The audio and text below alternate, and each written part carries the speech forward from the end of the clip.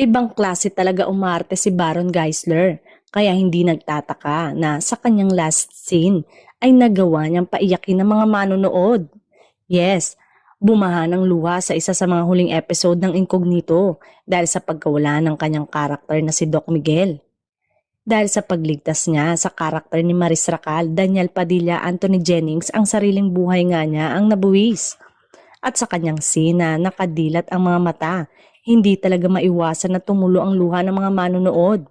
Makikita mo nga na ang video, photo na kung saan ay hagulgol ang mga manonood sa eksena yon ni Baron. Umulan din ng papuri para sa aktor. You outdid yourself again, Baron. Doc Miguel truly made a mark to a lot of people. We're crying here, Baron, sabi ng aktres na si Aubrey Miles. Salamat, Ate Aubrey Miles. From start to finish, you supported our show. I appreciate you so much. Godspeed, sagot ni Baron kay Aubrey. Say naman ng isang fan, ay hindi kita kayang patawarin, direk. Pasensya na, ngayon lang ako nasakta ng ganito sa palabas.